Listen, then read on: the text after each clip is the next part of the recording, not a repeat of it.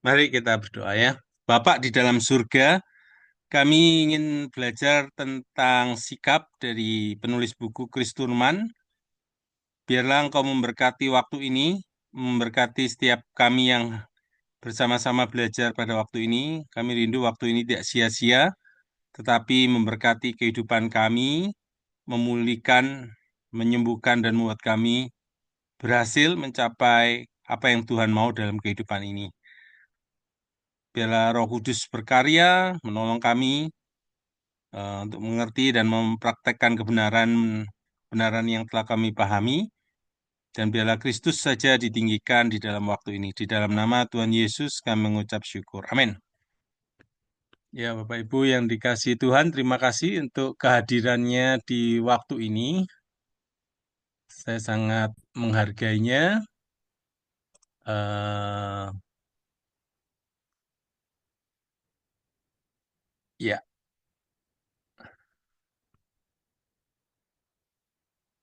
eh, hari ini kita belajar tentang sikap ya. Sikap itu apa? Mengapa penting?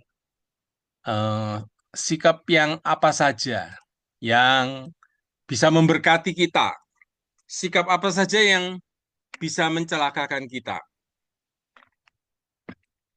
Nah, nah Bapak Ibu, saya ketika melihat sebuah kisah, ya, ini adalah seorang hakim yang bertemu dengan seorang yang melakukan kejahatan di tahun 2015 ya, bulan 6, tanggal 30. Nah, lalu kemudian hakimnya itu melihat tuh, ini sepertinya saya kenal ya dengan wajah orang ini ya. Dulu kelihat saya tahunya seperti di sekolah menengah itu, saya punya teman mirip seperti dia. Lalu kemudian Hakim Mindi ini namanya Mindi, dia tanya kepada bapak ini ya, apa kamu pernah pergi ke Nautilus ya, middle school untuk belajar sekolah menengah di sana?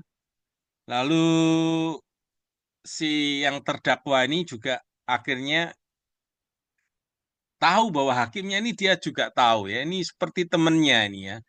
Nah, akhirnya mereka bertemu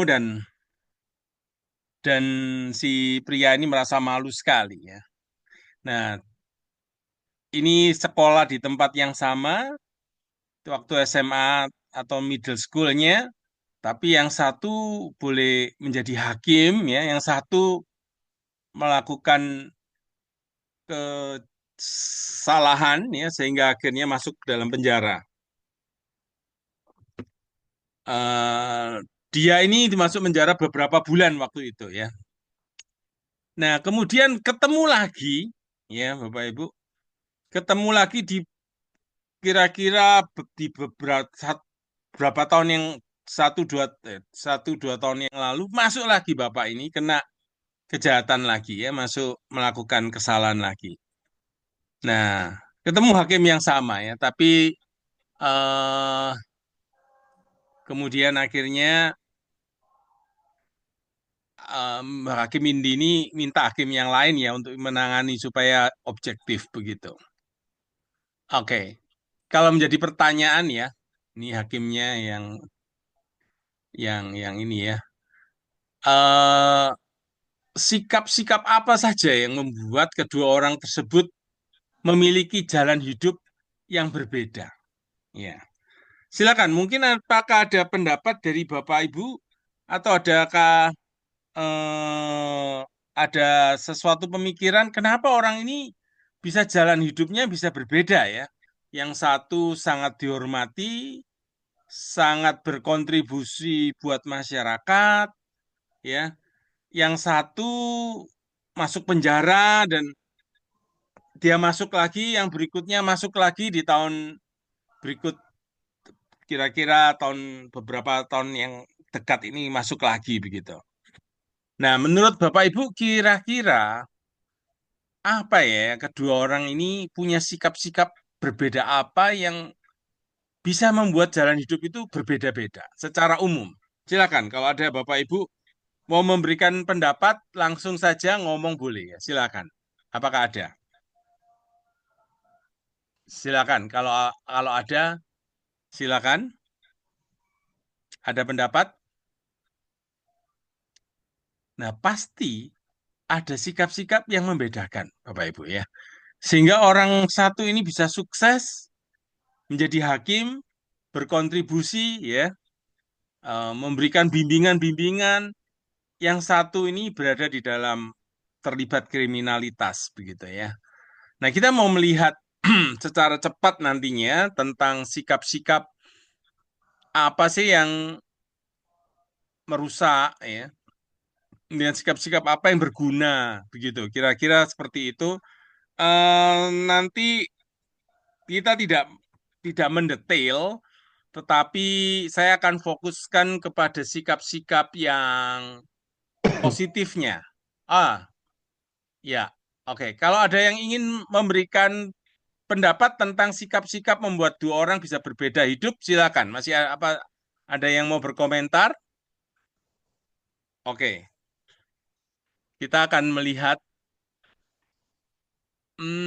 Saya ambil dari AI, WA ya. WA sekarang kan ada AI-nya ya.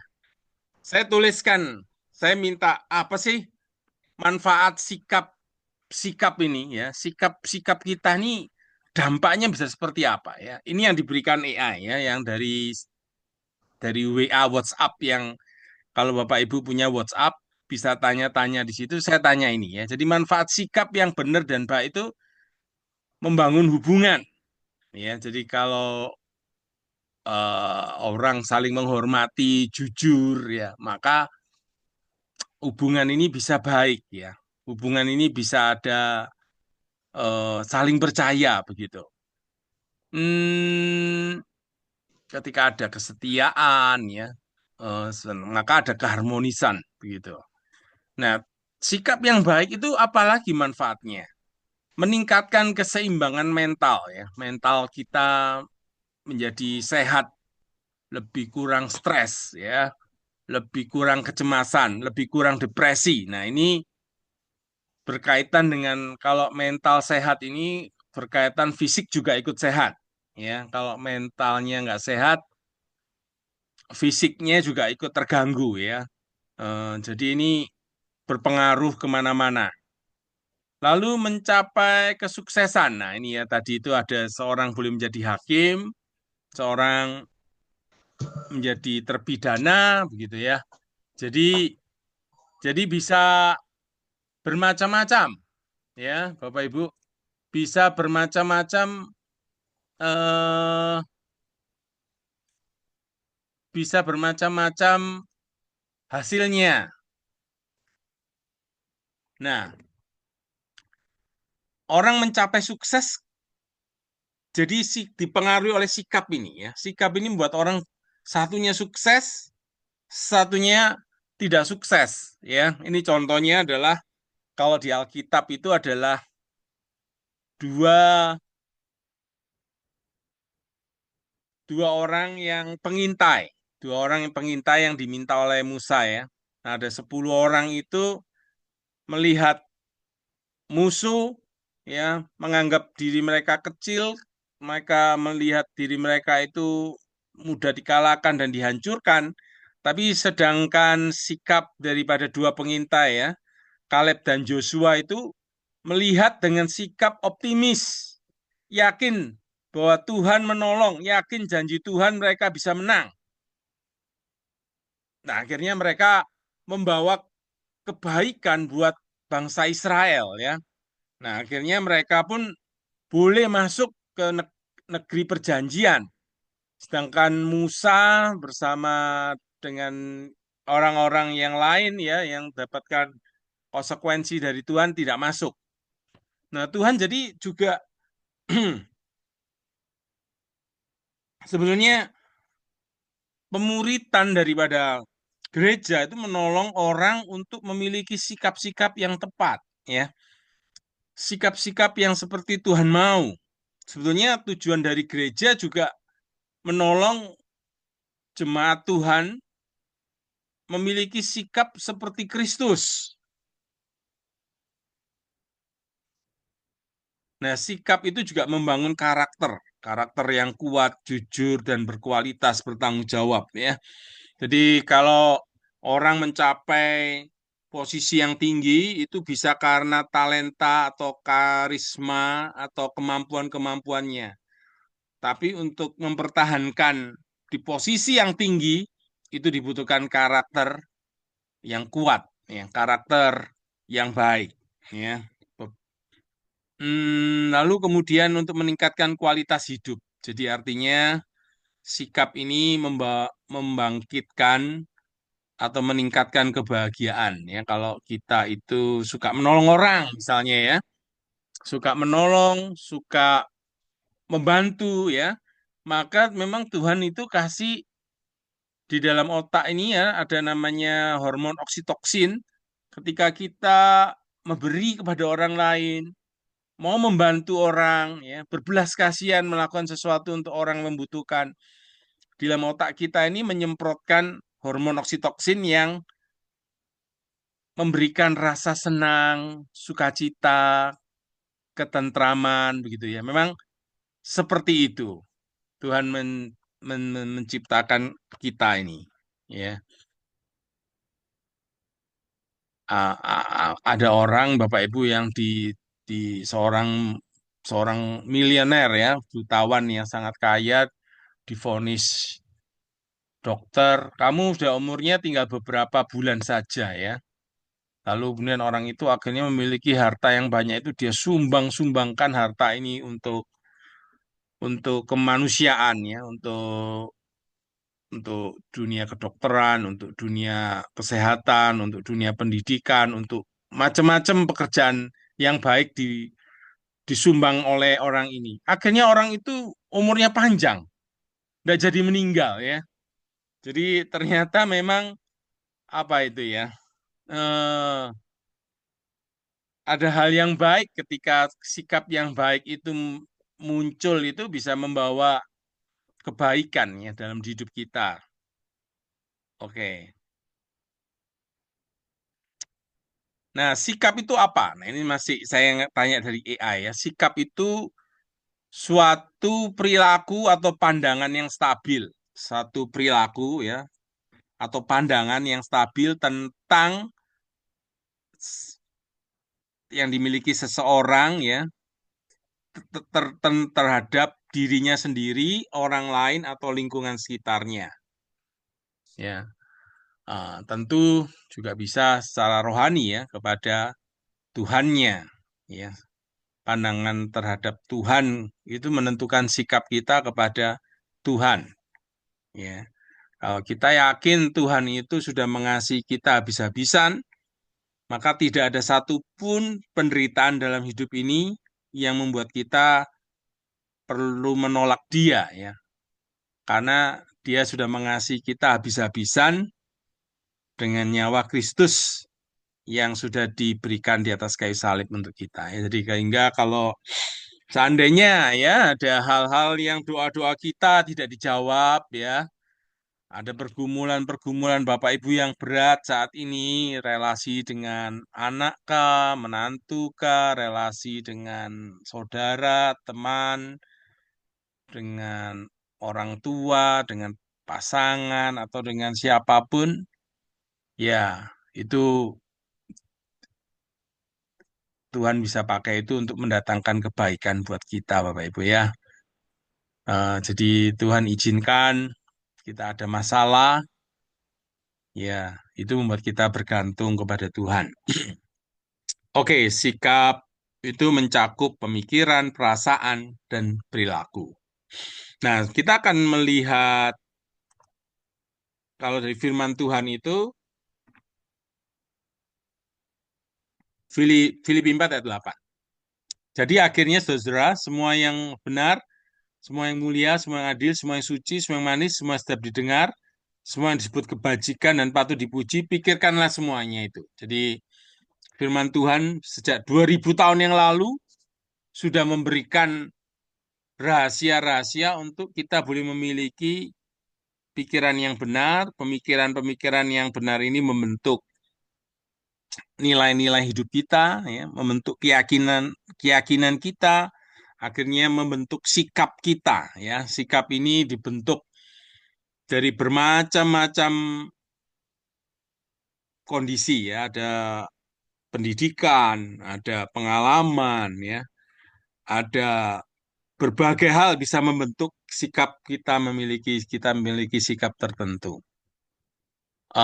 William Johnston mengatakan perubahan paling utama dalam hidup seseorang adalah perubahan sikap. Ya, menurut saya ini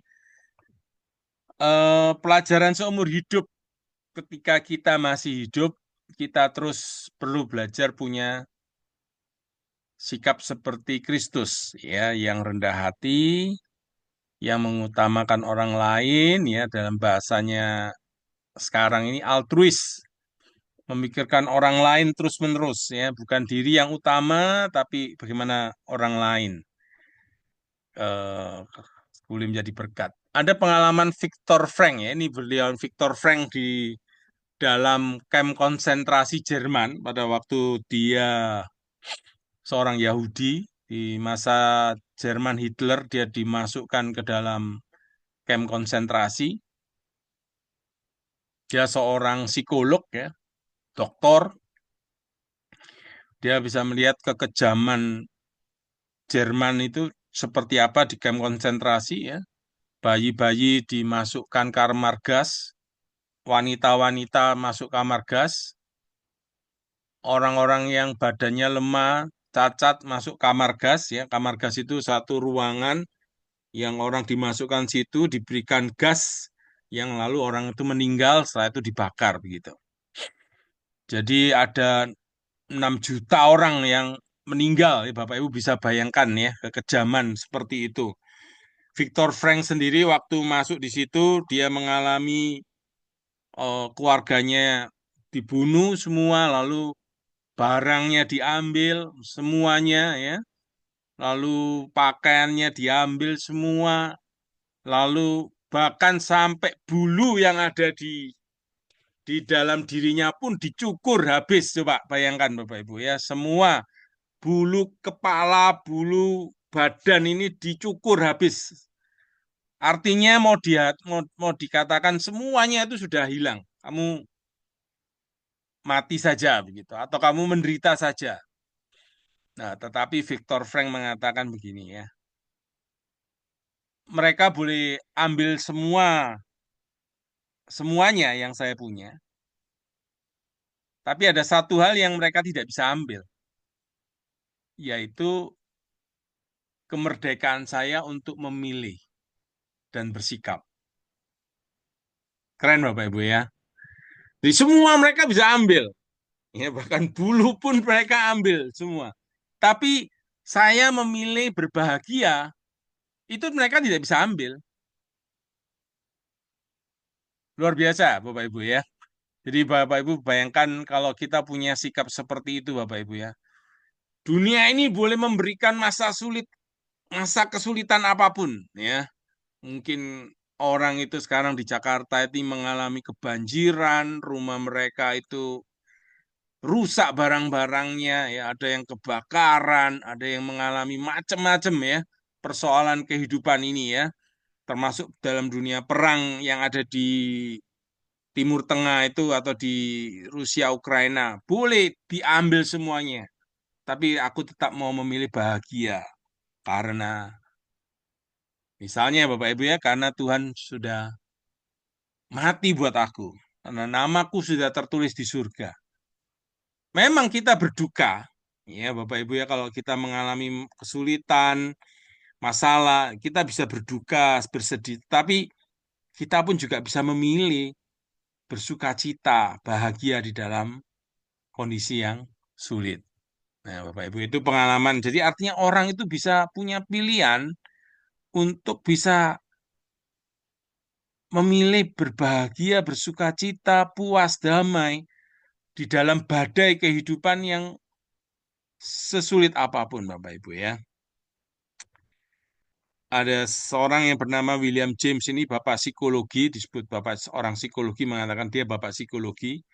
Dia mengatakan revolusi yang terbesar dari generasi adalah penemuan bahwa manusia dengan mengubah sikap pikirannya dapat mengubah kehidupan luar mereka. Jadi kalau orang mengubah di dalam, maka yang luar ini bisa berubah, ya. Keyakinan, nilai dan sikap, ya.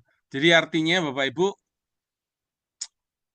sikap ini memang bukan satu-satunya ya, masih ada nilai-nilai, ada keyakinan, tetapi sikap ini sesuatu yang sangat-sangat sesuatu hal yang kecil tapi membawa perubahan yang besar, membawa perbedaan yang besar, Bapak Ibu ya.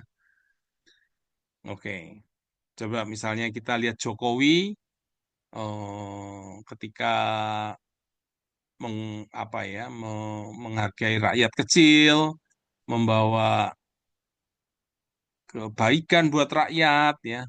Eh, Makanya Pak Jokowi sangat disenangi banyak orang ya.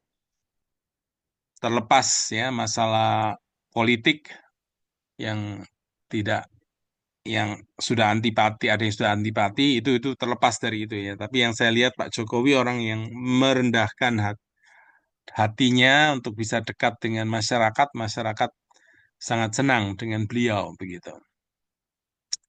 Charles Swindoll ya, seorang pendeta dia mengatakan begini, semakin lama saya hidup, semakin yakin bahwa hidup ini adalah 10% apa yang terjadi pada kita. Dan 90% bagaimana kita menanggapinya. Jadi 10% yang terjadi, ya, 90% bagaimana cara meresponi apa yang terjadi itu. Ya.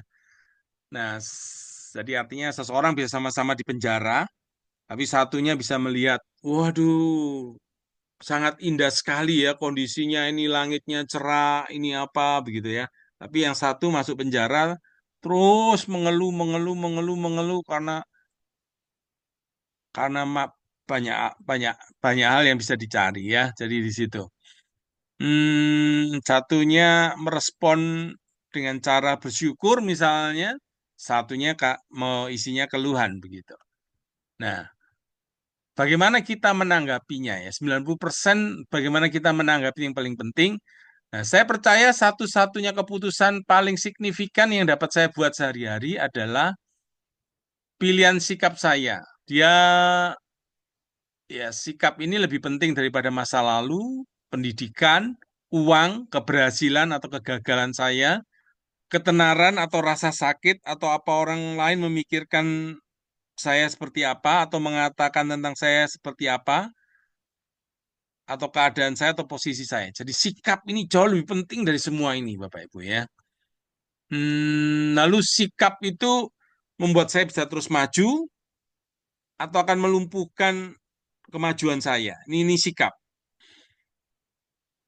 Seorang yang bernama Tom Thomas Alva Edison ya, ketika suatu hari gudangnya itu kebakaran, gudang tempat dia bekerja ya, penelitian-penelitian di situ kebakaran habis. Dia itu cepat-cepat ketemu anaknya, lalu dia ngomong sama anaknya, kamu panggil ibumu supaya dia bisa melihat api yang besar ini. Ibumu belum pernah lo lihat api yang besar ini ya. Nah, lihat Bapak Ibu ya. Api yang besar itu dibuat untuk kesempatan belajar Bapak Ibu ya. Jadi tetap membuat dia terus berkarya akhirnya ya. Jadi tidak melumpuhkan. Bisa memicu api saya, maksudnya semangat atau menyerang harapan saya. Ketika sikap saya benar, tidak ada penghalang terlalu tinggi, tidak ada lembah yang terlalu dalam, tidak ada mimpi yang terlalu ekstrim, tidak ada tantangan yang terlalu besar bagi saya. Bapak Ibu, ketika kita mengalami pergumulan yang berat, sulit, kita bisa mengambil langkah dekat dengan Tuhan ya, masuk dalam doa, menyembah Tuhan, memuji Tuhan, masuk membaca firman.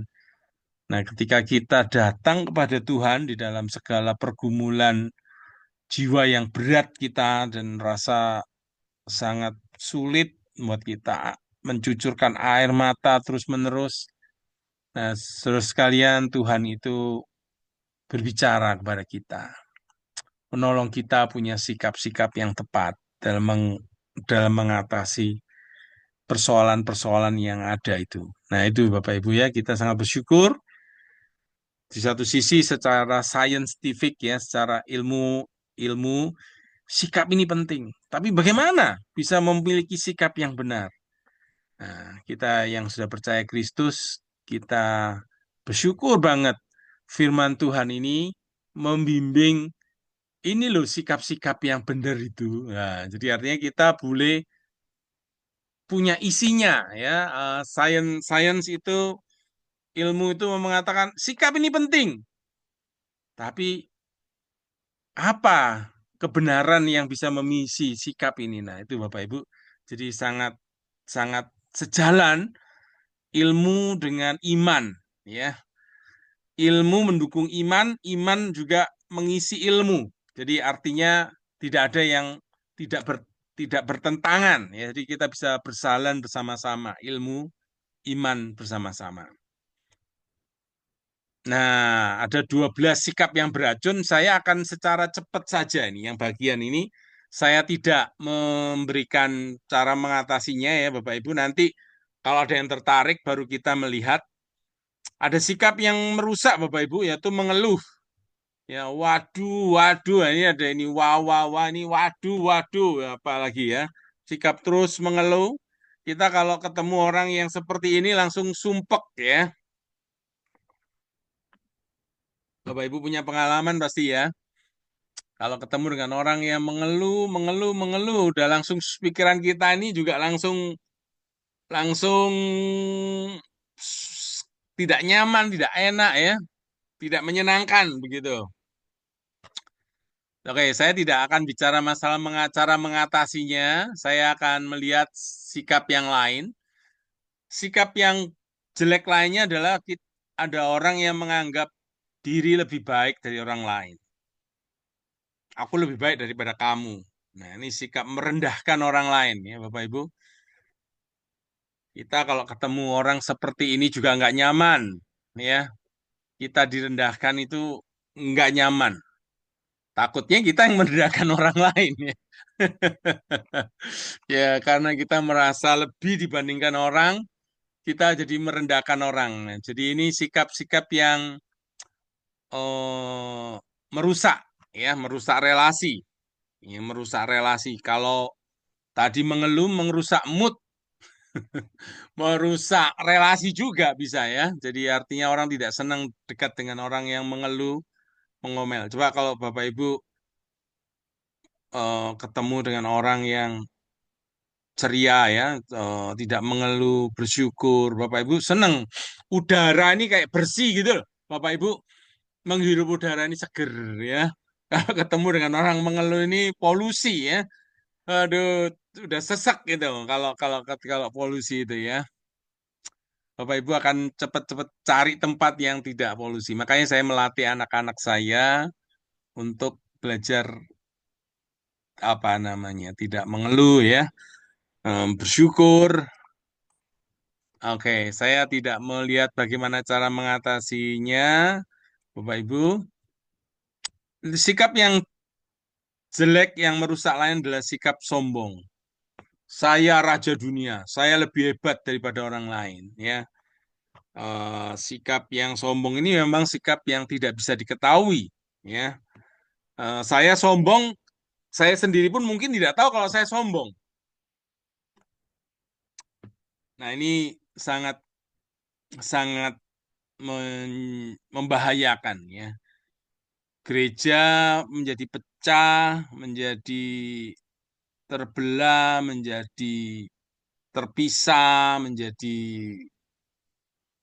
rusak hubungan ya karena kesombongan-kesombongan ada di dalam gereja ya sehingga akhirnya satu dengan yang lain jadi rusak relasi-relasinya, saling merendahkan, saling menghina ya, hubungan menjadi jelek karena sikap sombong ini. Sikap sombong ini kalau masuk di dalam rumah tangga juga membuat kondisi tidak nyaman ya. Jadi sikap sombong ini kita belajar untuk tidak mengikutinya, Bapak Ibu ya, tidak tidak mengikutinya. Oke, saya langsung aja kepada sikap-sikap berikutnya ya. Nanti kita masuk kepada diskusi, sharing, silakan. Sikap yang penuh kritik, suka mengkritik orang lain, ini juga sikap yang tidak bagus ya, kritikal, seorang yang penuh kritik ya. Eh, ini saya mendengarkan sebuah kisah ya, Bapak Ibu ya. Orang yang suka mengkritik, jadi di gereja itu kalau sudah selesai kebaktian, hamba-hamba Tuhannya ditelepon, lalu dikritiki hamba-hamba Tuhannya ya. Wah, ini tentu hubungan ini menjadi tidak enak ya dengan orang yang seperti itu. Akhirnya hubungan ini menjadi tidak harmonis ya. Nah, Bapak Ibu, ini sikap-sikap yang kita juga perlu hati-hati dengan diri kita ya. Kita pun bisa seperti ini juga menjadi penuh kritik. Saya juga merasa ketika saya mau mengkritik pasangan saya begitu ya, saya perlu melihat diri saya ini, kenapa ya sudah seperti ini ya? Apakah penting enggak ya kalau saya ungkapkan ini ya? Kalau saya lebih sabar, kira-kira bagaimana ya? Begitu. Jadi ini kita bisa melihat apa namanya?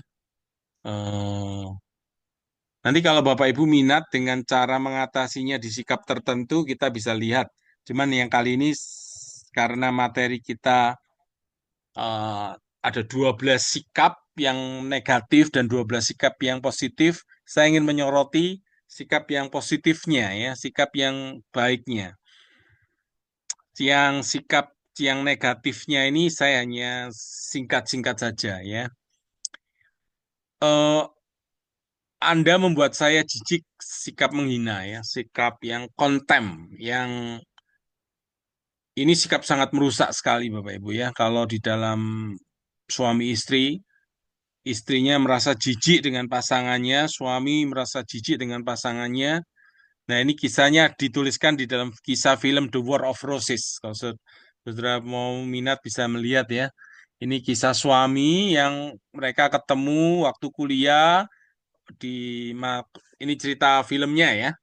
Mereka ketemu waktu kuliah ya, mereka ketemu di satu pelelangan barang begitu, lalu mereka jatuh cinta ya, mereka menikah.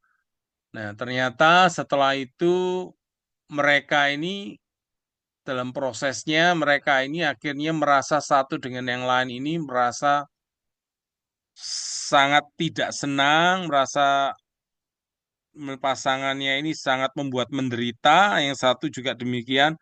Akhirnya mereka berusaha saling membunuh ya, barangkan Bapak Ibu ya. Si pria berusaha untuk mencelakai istrinya ya, ketika istrinya mengadakan acara di mana istrinya sebagai host di dalam acara keluarga yang besar, suami mempermalukan istri. Istrinya pun melakukan akhirnya membalas dendam ya.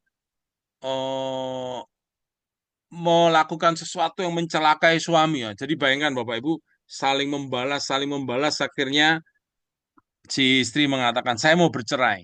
Nah, nah, kalau Bapak Ibu ingin tahu filmnya ya akhir cerita dari filmnya bisa lihat ya. Cuman maksudnya adalah sikap itu betul-betul merusak sekali ya. Kalau dalam keluarga ini kalau sudah ada satu dengan yang lain ada merasa jijik, merasa tidak senang, merasa benci, tidak. Nah, maka yang keluar adalah merendahkan, merendahkan, dan merendahkan ya. Jadi ini sikap yang bisa merusak sekali. Dalam pertemanan begitu ada ini ya sudah bisa langsung pertemanan rusak ya. Oke. Oke, jadi ada lagi yang sikapnya itu katastrofi yaitu kayak kayak melihat sesuatu itu seperti dibesar-besarkan ya. Contoh misalnya nih, ini di rumah saya ini kemasukan tikus Bapak Ibu ya. Jarang banget masukan tikus, sekarang masuk kelihatan ada dua tikus. Waduh, ini sangat mengganggu sekali. Kami nggak tahu tikusnya masuk dari mana. Ya coba kasih racun tikus atau sudah dilakukan ya. eh tapi bisa juga ada orang yang begitu tikus masuk, lalu ini ekstrim ya, rumahnya dibakar. Nah, jadi artinya orang itu mengatasi sesuatu dengan membesar-besarkan gitu loh. Tikus masuk lumbung padinya dibakar. Nah, jadi kan terlalu berlebihan begitu ya. Jadi artinya suatu masalah yang kecil ya proporsional lah. Kalau masalah itu kecil ya dicarikan solusinya sesuai masalah itu ya. Jadi kita belajar melihat masalah itu sesuai dengan besar kecilnya. Kalau dia kecil ya nggak usah dibesar-besarkan. Tapi ada orang tipe ada hal kecil aja udah seperti langit jatuh begitu, sudah seperti eh, segala-galanya runtuh gitu. Nah ini terjadi Bapak Ibu ya pada rekan-rekan kita yang misalnya ya para mahasiswa-mahasiswa yang melakukan bunuh diri ya. Persoalan mereka itu apa sih begitu kok sampai mereka itu bunuh diri misalnya. Apakah dibully? Apakah mereka depresi? Ya. Apakah masalah pinjol ya? Ada keluarga yang bunuh diri karena pinjol. Nah, maksud saya ada yang keluarga di Surabaya kejadian itu karena masalah mungkin kalah saham atau kalah ini keluarganya dia bunuh istri dan anak-anak lalu bunuh dirinya. Ini ada kejadian yang seperti itu. Jadi menurut saya kan pasti masalah seperti itu ada solusinya. Tidak harus lewat cara yang seperti itu ya. Ya, saya teringat kisah seorang pendeta yang karena masalah hutang ya. Ini pendeta GKI di Surabaya ini yang pernah cerita ya. Di di apa namanya ditagih oleh orang-orang yang penagih hutang itu ya.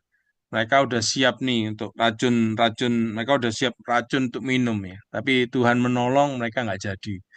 Nah, Bapak Ibu artinya kita perlu melihat masalah ini secara tepat begitu ya. Sikap kita ini tepat, jadi tidak membesar-besarkan begitu. Nah, seperti itu ya.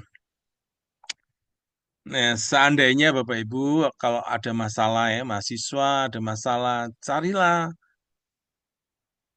eh, Pak Daniel Michael itu pernah ngomong itu di dalam satu sharing di YouTube atau di sharingnya tentang anaknya yang Rafael yang meninggal itu ya di UK Petra.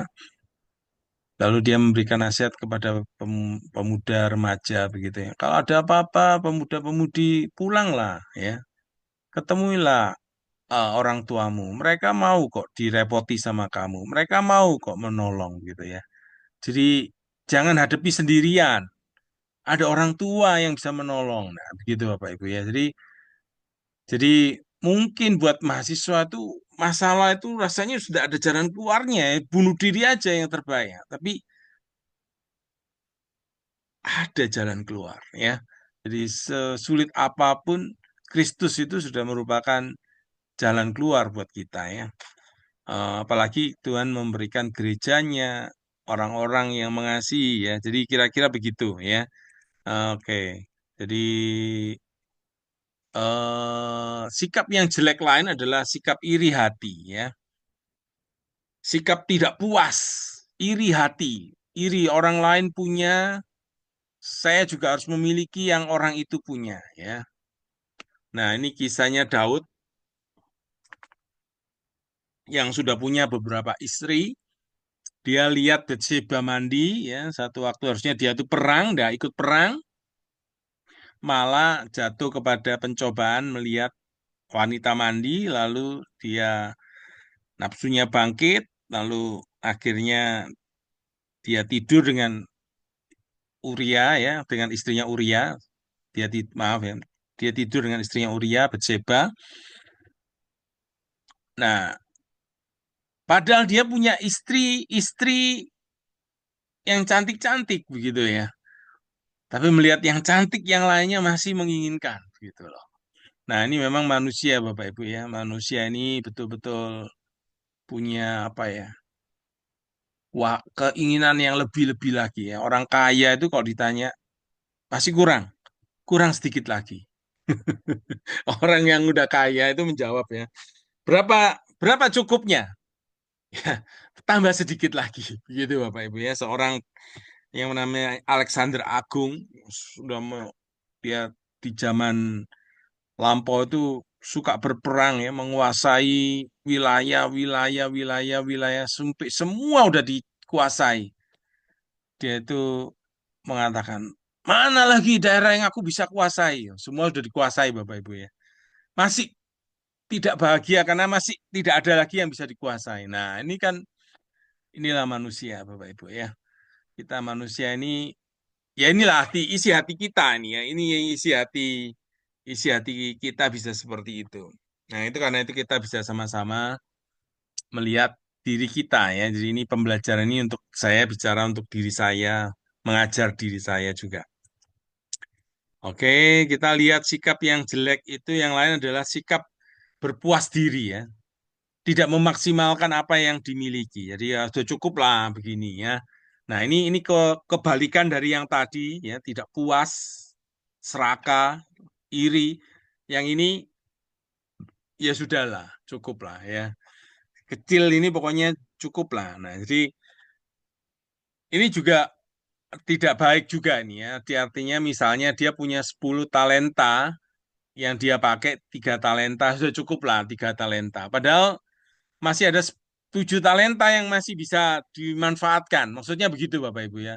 Kalau kita punya 10 talenta, pakailah 10-nya begitu ya. Jangan pakai 7 atau 3 atau bahkan satu ya.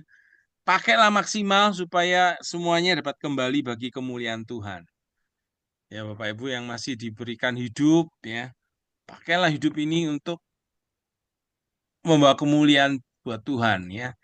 Membawa jiwa-jiwa percaya Kristus, mengenalkan Kristus kepada jiwa-jiwa yang belum mengenal Dia.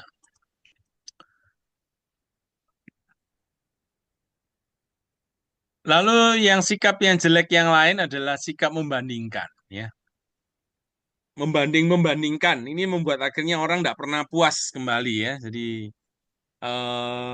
orang yang sudah punya mobil, ya, akhirnya sudah waktu dia tidak punya dia senang. Tapi setelah dia senang, dia bandingkan dengan yang lain, kok mobil yang lain lebih bagus, lebih baru, lebih ini, lebih nyaman, lebih ini ya. Akhirnya dia sudah punya mobil, dia tidak puas. Ya.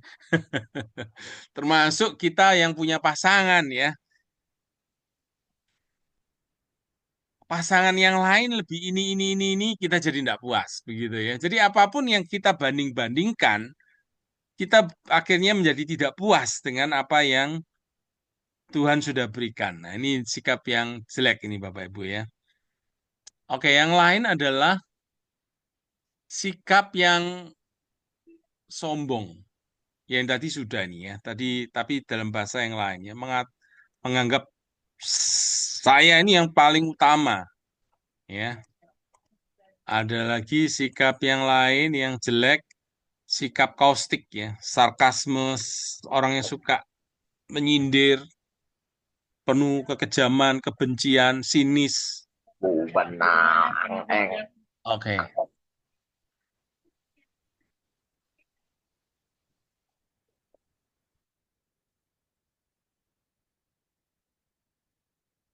oke.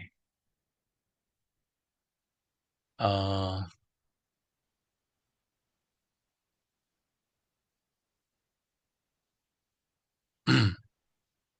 ya, ya Bapak Ibu. Hmm,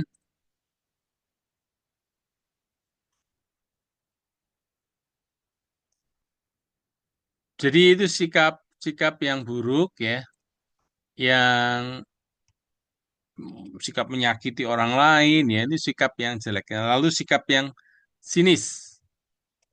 Oke, oke. eh oke, sekarang kita mau melihat 12 sikap transformatif yang sikap yang baik ya. Eh, yang pertama adalah sikap ceria, ya, sikap ceria. Jadi yang pertama ya tadi kalau ada 12 yang negatif, sekarang ini kita mau melihat sikap-sikap yang baik apa? Sikap yang hati dalam Amsal 17 ayat 22 itu hati yang gembira adalah obat. Jadi kita dipanggil boleh memiliki sikap yang ceria, ya, sikap yang happy, ya, sikap yang optimis, sikap yang senang begitu loh, ya. Jadi sikap yang kalau kita ketemu dengan orang yang ceria seperti ini, kita pun tertular cerianya, Bapak Ibu ya. Jadi bagaimana punya sikap ceria? Nah, ini yang saya coba ini ya, komitmen untuk ceria. Jadi kita ada saya melatih diri saya sendiri ya dengan mengucapkan firman Tuhan hari ini harinya Tuhan. Saya mau bersukaria begitu. Jadi ini satu komitmen saya mau berbahagia karena hari ini Tuhan yang buat.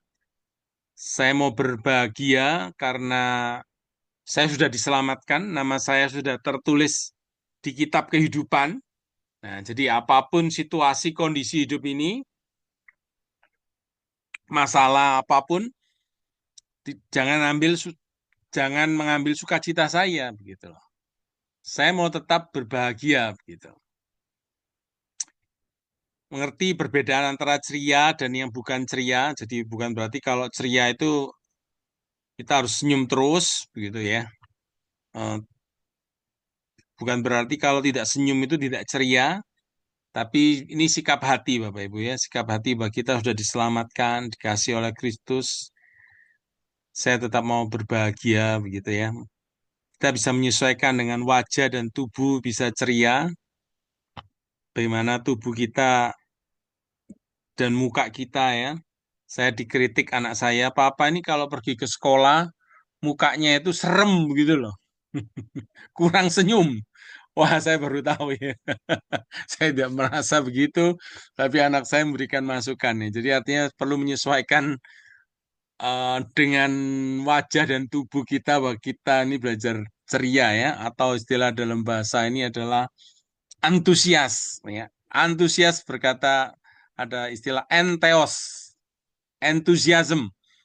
Allah en theos itu Allah, en itu di dalam. Jadi di dalam diri kita ini ada Allah yang kita bersuka cita karena di dalam diri kita ada Tuhan yang hidup, Tuhan yang memimpin, Tuhan yang menolong, Tuhan yang mengurapi, Tuhan yang memberkati. Nah, itu Bapak Ibu. Amin Bapak Ibu ya.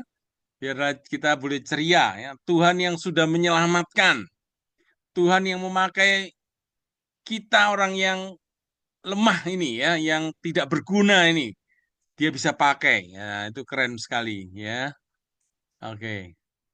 Nah, kita bisa melakukan menolong orang lain juga bisa ikut ceria. Menolong orang lain ikut ceria. Bapak Ibu kalau seperti saya membagikan materi ini Bapak Ibu ya, saya itu belajar banyak akhirnya karena saya punya kebutuhan untuk bisa membagikan materi ini. Ya, saya karena itu saya belajar membaca bukunya begitu. Nah, Bapak Ibu kalau ketika mau menolong orang lain ikut ceria, tidak bisa tidak Bapak Ibu juga akan ikut ceria. Jadi kalau Bapak Ibu mau mem- mem- memberikan parfum ya kepada diri Bapak Ibu sendiri ya, itu orang lain juga kena baunya begitu ya.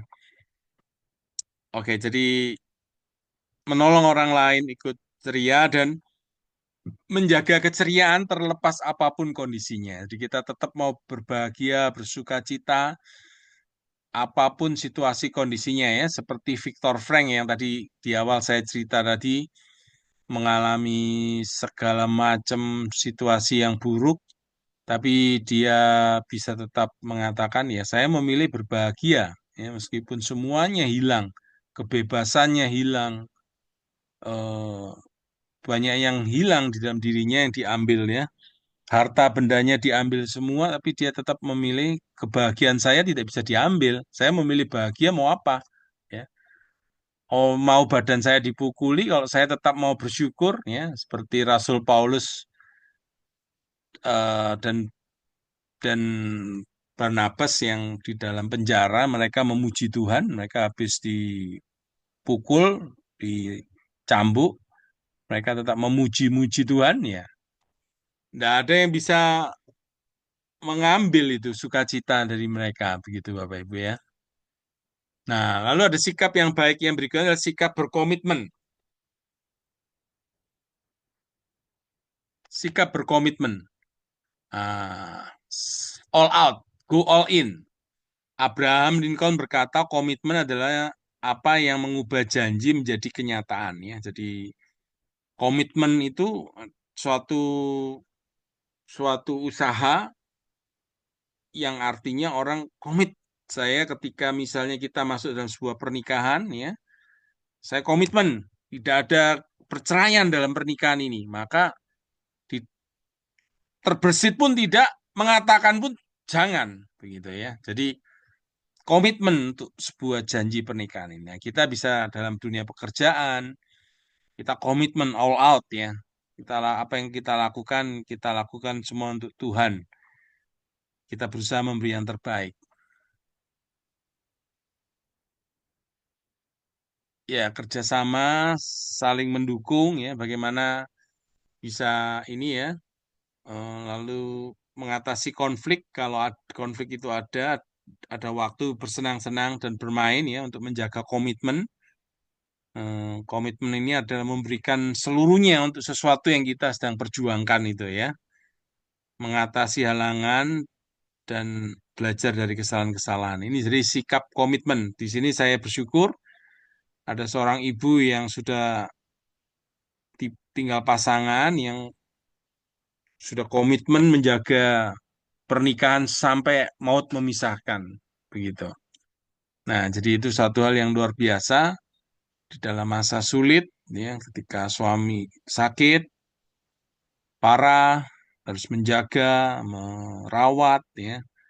Tentu kalau masa senang, tentu kita senang ya kalau masa sehat, ya.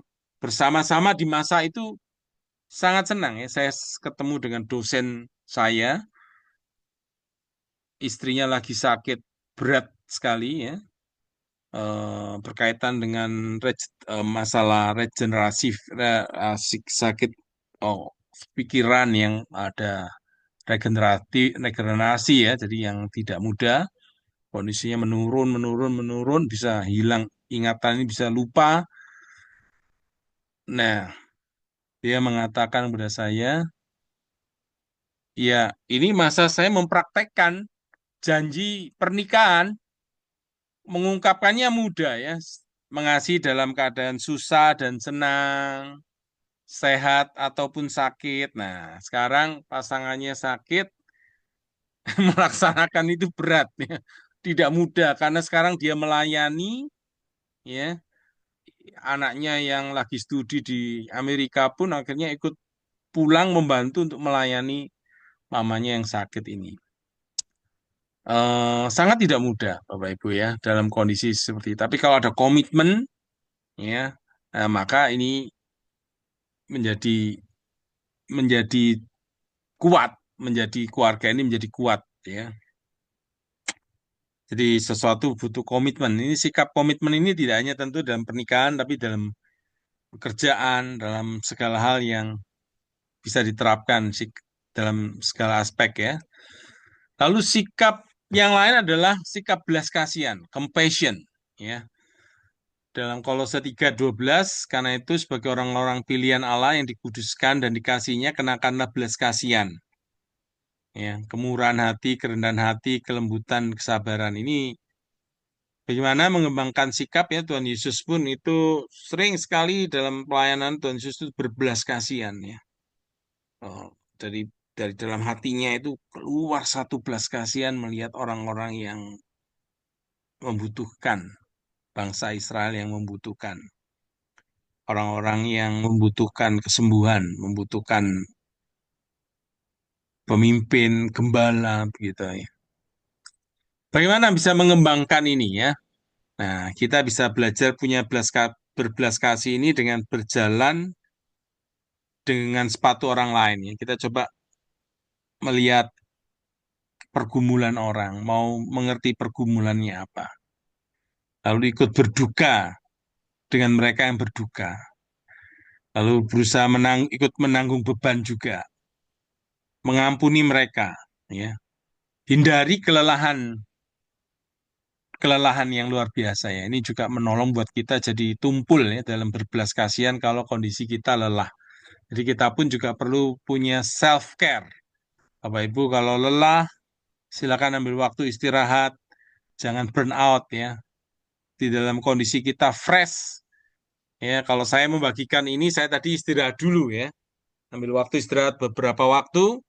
Nah, setelah bangun fresh ya. Kalau saya kondisinya tadi tidak istirahat ya, saya membagikannya tentu dalam kondisi lelah akan beda ya Bapak Ibu dengan ketika kita membagikan dalam kondisi yang fresh. Lalu ini yang sehat ya, artinya sikap yang sehat itu artinya puas dengan apa yang dimiliki.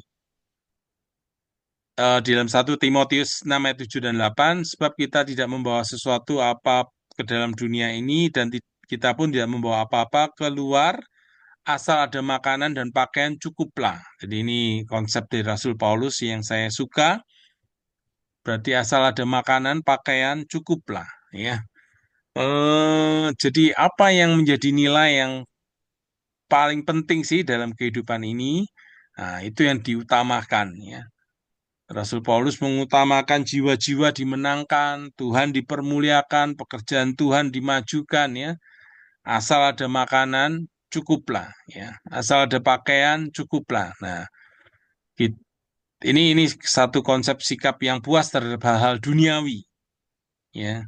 Itu hal-hal yang rohani, kita belajar untuk terus belajar, terus menambah ilmu ya. Saya eh, dalam membagikan buku-buku ini masih ada rasanya masih banyak sekali hal yang perlu dibagikan dan perlu dipelajari ya.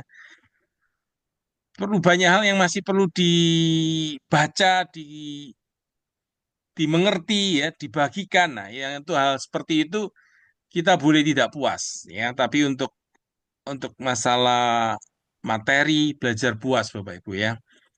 Belajar puas supaya kita lebih mengutamakan apa yang lebih utama ya, memenangkan jiwa, mengabarkan Injil, eh, belajar membentuk karakter dan sikap ini ya jauh lebih penting ya.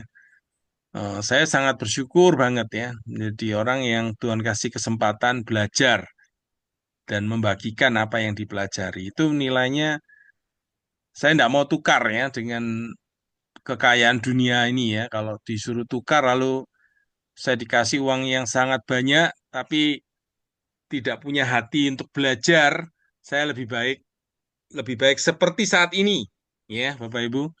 Seperti saat ini bisa belajar, bisa membagikan, ya, memperkuat kehidupan keluarga, kesehatan mental, ya. Bagaimana mengembangkan sikap puas? Ya, belajar puas dengan yang sedikit, kembangkan sikap berterima kasih, eh, punya gambaran luas, ya, jangan sampai kehilangan gambar luas karena kondisi situasi sekarang. Misalnya lihat hutannya yang besar, jangan sampai hanya karena satu pohon. Nah, jadi kita kehilangan gambaran keindahan hutan yang besar itu. Ini gambaran dunia ini nanti kita akan masuk ke surga ya. Nah, jangan biarkan hidup kita di dunia ini apa namanya kita kehilangan perspektif bahwa kita akan melihat dunia hidup kita ini kita bisa lihat di dalam seolah-olah kita udah di surga melihat kita waktu hidup sekarang ini bagaimana begitu ya. Jadi betapapun mungkin sulit kondisi ekonomi ya atau eh, ada masalah-masalah ekonomi atau apa, nah, kita belajar belajar bisa puas, belajar bisa tetap semangat karena kita punya perspektif yang lebih luas. Jangan hidup untuk kesenangan duniawi, ya. Stop compare, ya. Berhenti untuk membandingkan dengan yang lain. Karena setiap orang kasih karunia-nya masing-masing, ya. Bapak Ibu yang dikasih kasih karunia untuk uang bisa mengumpulkan uang yang banyak, puji Tuhan, ya. Bapak Ibu silakan mendukung rekan-rekan yang sedang melayani Tuhan. Bapak Ibu yang sedang punya kemampuan di bidang ini, ya mengucap syukur ya. Jadi kita melakukan sesuai bidang kita masing-masing, kita saling membutuhkan satu sama lainnya. Tidak perlu compare ya. Waduh, kok Pak Daniel ini kok bisa punya kesempatan belajar begini-begini ya. Ini kasih karunia masing-masing Bapak Ibu ya. Ada yang dikasih kasih karunia ini, kasih karunia. Saya tidak dikasih kasih karunia misalnya pelayanan menjadi pejabat di gereja sebagai hamba Tuhan gereja misalnya pendeta. Enggak ya, saya di luar gereja. Saya para church ya, saya melayani mendukung jemaat dari luar gitu. Oke. Jadi saya tidak perlu membandingkan dengan mereka yang eh, punya jabatan di gereja teman-teman saya ya. Jadi semua itu kasih karunia masing-masing. Lalu ini adalah minta maaf atas kesalahan ya. Ini punya sikap yang mau untuk menyesali kesalahan-kesalahan ya, contrite ya. Jadi punya sikap mau bertobat. Nih kalau ada kesalahan ya mengaku ini kesalahan saya, persoalan bisa cepat selesai dan kita bisa datang kepada Tuhan ya untuk bertobat diubah. Jadi konsep keselamatan itu kita memang diselamatkan, tapi pertobatan itu adalah Tuhan menghendaki setiap hari kita bertobat ya untuk hal yang masih kurang ini, kurang itu ya. Jadi kalau kita anggap, oh saya udah Kristen, saya udah baik, sudah tidak perlu lagi. Kita sedang tertipu oleh kuasa iblis ya, kebohongan iblis. Kita percaya Kristus, yes. Bahwa Tuhan sudah membenarkan kita, yes. Kekudusan kita dipandang kudus, kita dipandang orang benar di hadapan Allah, yes ya. Tapi dalam realitas hidup kita ini, ya itu secara hukumnya begitu, Tuhan melihat kita karena Tuhan melihat Kristus, tapi dalam realitas kehidupan kita, kita masih banyak kesalahan, masih banyak dosa.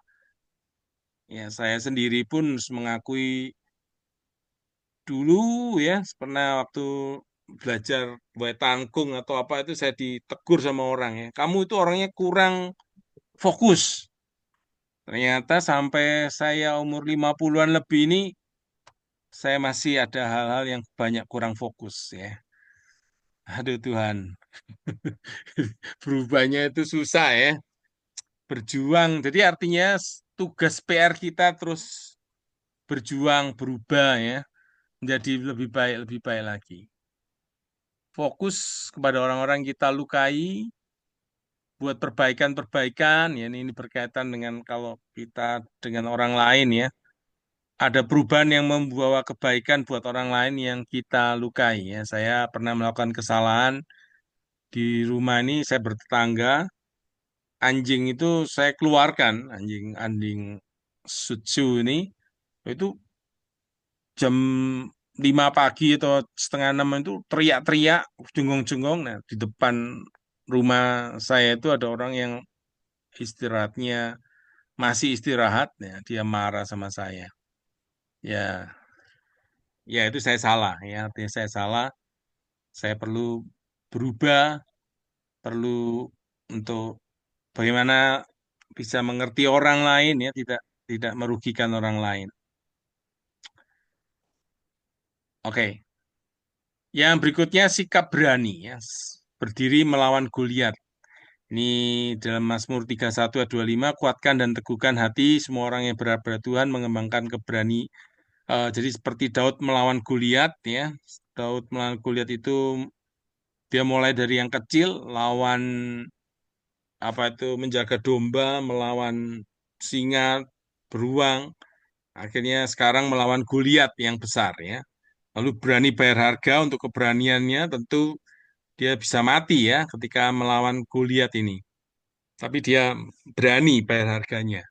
Serahkan pembalasan kepada Tuhan, bertindak meskipun takut, ditabrak saja takutnya, dan tetap bertahan. Ini bisa diterapkan Bapak Ibu, kalau orang yang berani itu bukan tidak ada takut, tapi orang yang berani itu ada takut, tapi ditabrak saja takutnya itu ya. Kalau Bapak Ibu mau bersaksi sama orang, ada ketakutan-ketakutan, Bapak Ibu tabrak saja ya. Yang penting orang itu, kalau Tuhan memang pimpin, Tuhan berikan dorongan yang kuat, Bapak Ibu taat, beritakan Injil. Oke, sikap peduli. Ya, Filipi 2:3-4, dengan tidak mencari kepentingan sendiri atau puji-pujian yang sia-sia. Sebaliknya, hendaklah dengan rendah hati yang seorang menganggap yang lain lebih utama dari dirinya sendiri. Jangan tiap orang hanya memperhatikan kepentingannya sendiri, tapi juga kepentingan orang lain. Ya, kita dipanggil punya sikap peduli pada orang lain. Bagaimana sikap peduli itu? Ya, lihat sekeliling, kenali kebutuhan apa, lalu kita memberikan apa yang kita punya di situ ya. Di sini ada seorang rekan yang mendukung pelayanan kami. Saya sangat diberkati melalui dukungan-dukungan seperti itu yang boleh terus membuat pelayanan ini bisa berjalan dengan baik. Ketika eh, laptop yang satu dipakai itu sudah kurang layak, ketika share masalah laptop itu, ya Ibu Wahyu itu mendukung pelayanan ya, mendukung pelayanan kami dan rekan-rekan yang lain juga. Pelayanannya sangat memberkati kami. Lalu kemudian ya sehingga laptop ini yang sekarang yang dipakai ini ya laptop yang sangat sangat eh, mendukung ya, boleh dipakai menjadi berkat.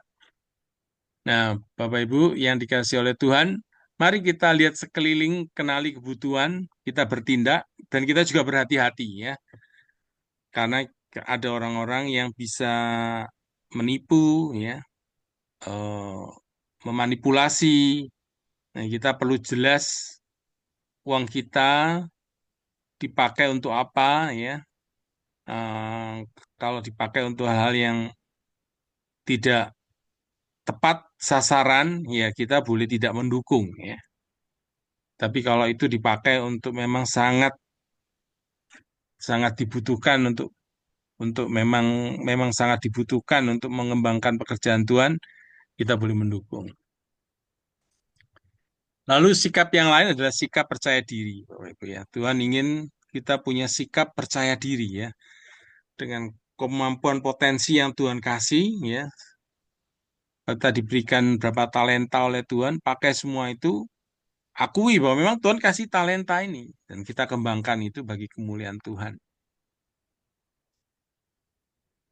Tahu kita punya kemampuan di bidang apa, terus berlatih ya, terus berlatih kompetensinya, tahu kapan kita tidak terlibat, jangan sampai kita sombong ya, ini yang menolong. Lalu sikap yang lain ada sikap teliti, bisa membedakan ya. Istilahnya teliti itu bisa membedakan. Jadi misalnya contoh, orang bisa membedakan di mana dia harus berinvestasi. Ketika orang tidak mengerti, tidak mempelajari dengan tepat, ada orang yang saya tahu kehilangan 30 M ketika dia berinvestasi di Indosuria ya. 30 M Bapak Ibu ya. Seandainya dia bisa punya sikap teliti ini, tidak masukkan investasi di investasi yang salah itu, ya tentu 30 M-nya tidak hilang. Nah, maksud saya ini manfaatnya Bapak Ibu ya. Termasuk memilih teman hidup ya Bapak Ibu, perlu ketelitian-ketelitian, punya kejelasan yang benar yang salah, berani berharga, akui ketika bersalah ya. Lalu punya sikap yang berikutnya adalah sikap yang mau berdamai. Ya. Roma 12 ayat 18, ada tepatnya kalau hal itu bergantung kepadamu, hiduplah dalam berdamaian dengan semua orang, mengembangkan sikap berdamai, punya komitmen, ya, selesaikan konflik. Ya bersyukur kita punya Presiden Soeharto yang mengatakan punya satu musuh itu sudah sangat banyak sekali ya. Jadi artinya tidak suka untuk berkelahi dengan orang karena memang tidak ada manfaatnya, Bapak Ibu. Karena musuh kita itu adalah bukan darah dan daging ini, tapi roh-roh yang ada di udara itu musuh kita ya. Musuh kita adalah sikap-sikap yang jelek di dalam diri kita. Ini musuh kita, Bapak Ibu. Kedagingan-kedagingan kita, kesombongan, ke apa itu apa ya, tidak suka menolong orang, tidak peduli. Nah, ini Bapak Ibu bisa bayangkan itulah musuh ya. Eh, jadi ada seorang anak yang kena narkoba, lalu sikap dari yang baik menjadi sangat kejam, sangat jahat, membawa barang-barang ibunya. Jadi sangat mengerikan sekali. Nah, itu musuh Bapak Ibu ya. Musuh itu bukan anaknya, tapi sikap-sikap yang salah, kedagingan-kedagingan, kuasa roh-roh jahat ini. Nah, itu musuh yang kita perangi ya.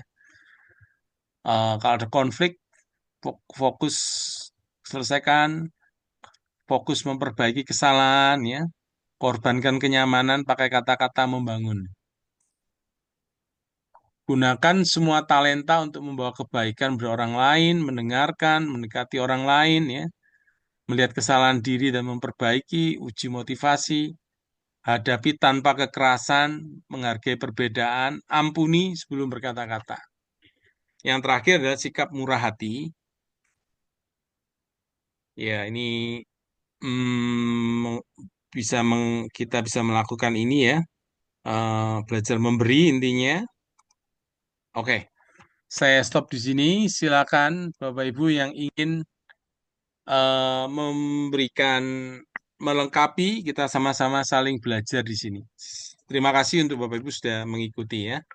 Silakan Bapak Ibu boleh melengkapi materi ini, menambahkannya atau bertanya, kita sama-sama belajar. Silakan, apakah ada Bapak Ibu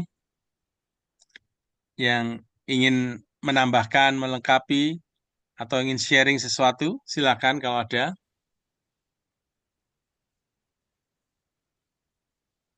Oke, kalau memang tidak ada, tidak apa-apa. Terima kasih Bapak Ibu sudah mendukung dengan kehadiran Bapak Ibu sekalian. Eh, materi ini hari ini eh, hari ini terakhir di tahun ini.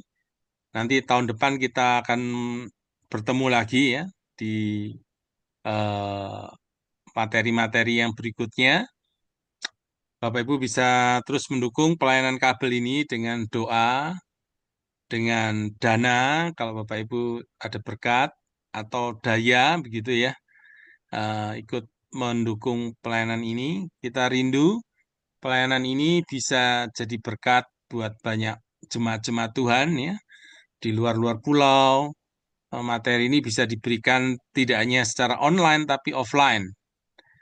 Nanti terencana di bulan Januari kalau Tuhan mengendaki sudah ada course ya, ada transformasi course, saya sebut transformasi course itu materi-materi yang untuk pengembangan karakter sendiri begitu ya. Nanti yang lain ke parenting sendiri, harapannya di tahun depan bisa dijalankan dan boleh menjadi berkat. Terima kasih Bapak Ibu. Kita akan masuk di dalam doa ya. Masih ada yang ingin sharing, saya kasih kesempatan. Tapi kalau tidak, kita masuk dalam doa. Mari kita berdoa ya. Bapak dalam surga, kami berterima kasih. Kami boleh belajar bersama-sama pada waktu malam hari ini.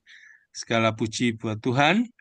Terima kasih mampukan kami ya Tuhan untuk punya karakter, punya sikap-sikap mengasihi, sikap murah hati, sikap percaya diri, sikap teliti,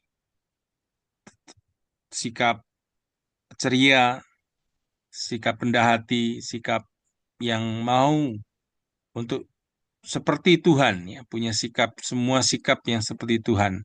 Kami bersyukur bahwa kami memiliki Roh Kudus yang terus berkarya dalam hidup kami, memiliki firman dan komunitas yang menolong kami punya sikap seperti yang Tuhan mau. Kami sangat bersyukur untuk kehadiran saudara kami semua. Kiranya berkat dari Allah Bapa, kasih dari Kristus, persekutuan Roh Kudus menopang kami dari sekarang sampai selama-lamanya. Dalam nama Tuhan Yesus kami naikkan doa ini. Amin. Terima kasih.